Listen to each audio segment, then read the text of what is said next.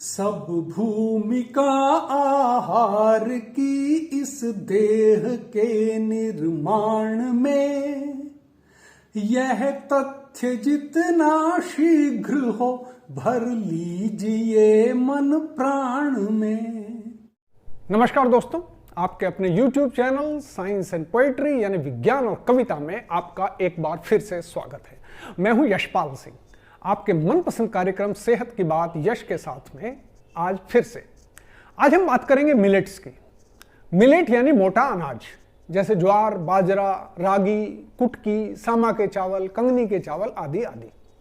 Millets के बारे में कहा जाता है कि ये पहले जंगली अनाज हैं जिनको मनुष्य ने अपने भोजन का हिस्सा बनाया और जिसे उगाना शुरू कर दिया। वेदों में भी इन अनाजों की चर्चा है। गेहूं और चावल इनके बाद में आए। भारत मिलेट्स का सबसे बड़ा उत्पादक देश है, मगर पिछले 50 वर्षों में आम भारतीय के भोजन में गेहूं और चावल आज प्रमुख अनाज हो गए हैं और मिलेट्स बहुत पीछे छूट गए। ग्रामीण परिवेश में आज भी मिलेट्स का उपयोग हो रहा है, मगर पहले से बहुत कम।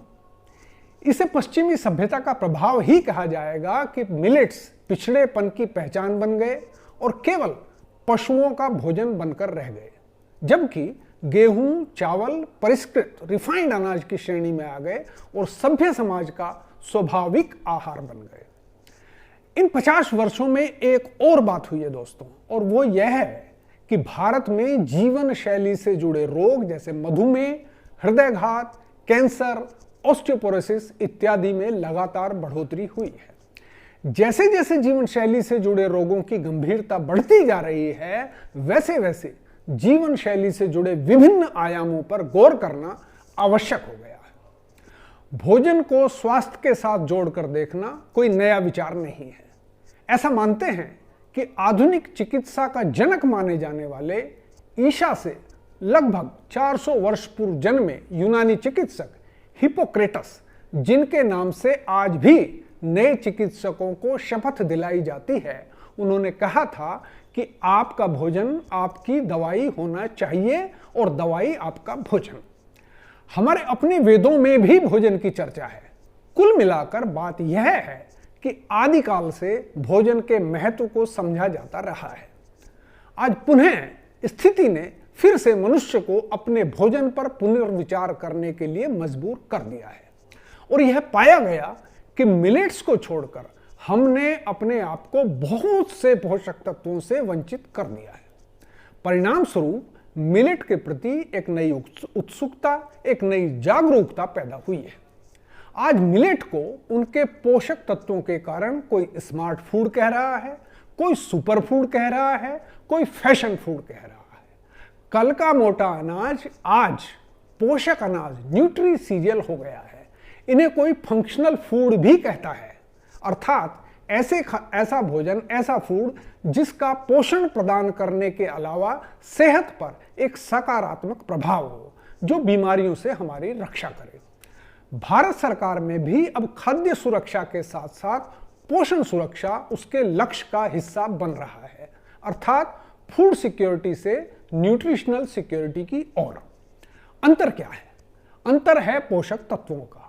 खाद्य सुरक्षा में हमें जीवित रहने के लिए आवश्यक कैलोरी आदि प्रदान होती है, तो पोषण सुरक्षा का लक्ष्य है संपूर्ण स्वास्थ्य। पोषण सुरक्षा के ध्येय में मोटे अनाजों यानी मिलेट्स की भूमिका को पहचानते हुए भारत ने संयुक्त राष्ट्र में यह प्रस्ताव रखा कि मिलेट के प्रति जागरूकता बढ़ाने हेतु एक पूरा वर्ष मिलेट को समर्पित किया जाए। परिणाम स्वरूप संयुक्त राष्ट्र ने सन 2023 को मिलेट वर्ष के रूप में मनाने का फैसला किया है। मिलेट्स पर इस नए फोकस के रहते यह प्रश्न स्वाभाविक है कि आखिर मिलेट्स में ऐसा क्या है?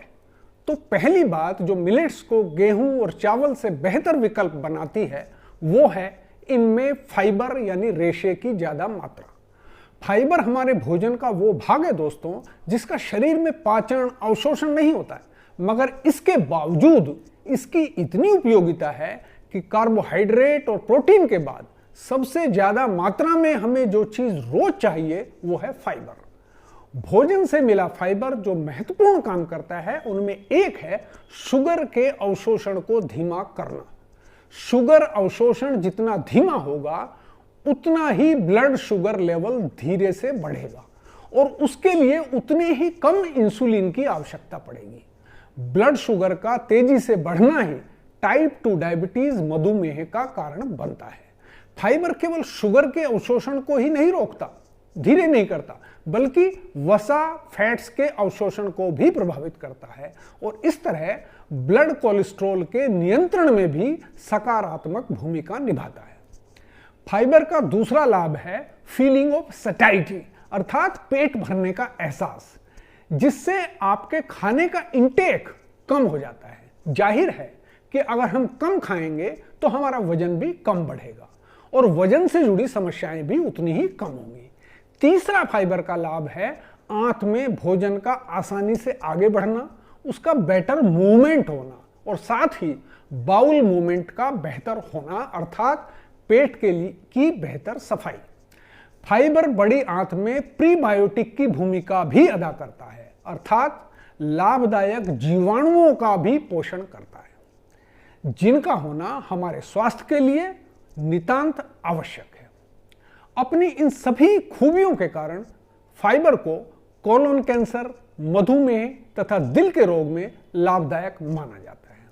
लेकिन मिलेट्स के सारे लाभ केवल फाइबर की ज्यादा मात्रा के कारण ही नहीं है।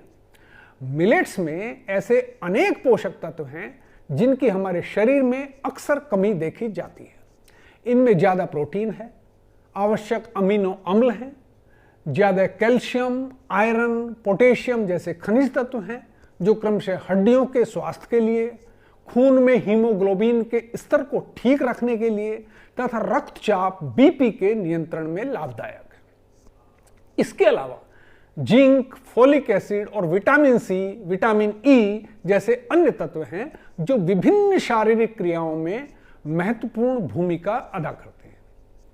इनमें बहुत से फाइटोकेमिकल्स हैं जो एंटीऑक्सीडेंट्स का काम करते हैं, जो हमारे खून में मौजूद एलडीएल, जिसे बैड कोलेस्ट्रॉल कहा जाता है, उसके ऑक्सीडेशन को रोकते हैं। एलडीएल ऑक्सीडेशन से हमारी नसें संकरी हो जाती हैं और जिनसे उच्च रक्तचाप, हाई बीपी पैदा होता है तथा जिसकी परिणति हृदय रोग में होती है। सिर्फ हमारी नसों में ही नहीं, एंटीऑक्सीडेंट्स हमारे शरीर की सभी कोशिकाओं में फ्री रेडिकल्स से हमारी रक्षा करते हैं, हमें ऑक्सीडेटिव स्ट्रेस से बचाते हैं तथा इस तरह एजिंग प्रक्रिया, बुढ़ापा आने की प्रक्रिया को भी धीमा करने में मदद करते हैं। मिलेट्स का कैंसर की कोशिकाओं की संख्या की वृद्धि पर, उनके प्रोलिफरेशन पर भी विपरीत प्रभाव पड़ता है। यह डीएनए को नष्ट होने से बचाता है, उस प्रोसेस में बाधा डालता है। इसलिए और जिन लोगों को ग्लूटेन से एलर्जी है वो निश्चिंत होकर मिलेट्स को खा सकते हैं, क्योंकि सभी मिलेट्स जो है वो ग्लूटेन फ्री होते हैं। तो दोस्तों, मैंने मिलेट्स के बारे में आपको बताया। यहाँ एक बात और मैं आपको बतानी चाहूंगी कि मिलेट को आप अपने भोजन में शामिल अवश्य करें और यह ठीक भी है और लाभदायक भी है, मगर पूर्णतः अपने खाने को मिलेट्स पर ही आधारित ना करें, इनकी अधिकता अपने खाने में ना लेके आएं, क्योंकि इनमें गोइटरजन नाम का एक पदार्थ होता है जो आयोडीन के उपयोग को प्रभावित करता है और थायराइड जैसी महत्वपूर्ण हार्मोन्स के उत्पादन में बाधा डालता है। तो दोस्तों, ये थे हमारे मिलेट्स, हमारे मोटे अनाज और उनकी उपयोगिता से जुड़े कुछ पहलू। आशा है यह वीडियो आपको उपयोगी लगा होगा और यदि हाँ तो आपसे अनुरोध है कि इस चैनल को लाइक करें, सब्सक्राइब करें, इस वीडियो पर अपनी प्रतिक्रिया से हमें अवगत कराएं तथा ज्यादा से ज्यादा लोगों तक इसे शेयर करें अपनी सिफारिश के साथ। और अब कुछ कविता में। सन 2023 विश्व का मिलेट वर्ष है, यह मिलेट वर्ष है, यह मिलेट वर्ष है ज्वार, बाजरा, कंगनी, रागी, मिलेट पुराने, मोटे अनाज भारत के ये जाने पहचाने।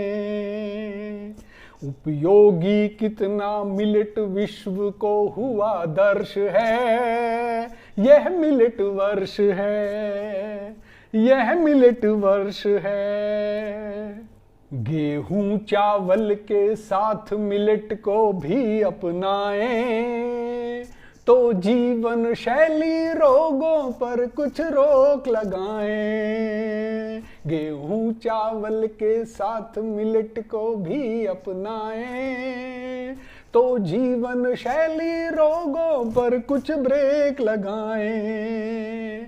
आहार विशेषज्ञों का अब यह परामर्श है, यह मिलेट वर्ष है, यह मिलेट वर्ष है। आज इतना ही, फिर कभी मिलते हैं दोस्तों, और बहुत बहुत धन्यवाद आपका, आपने इतने प्रेम से सुना।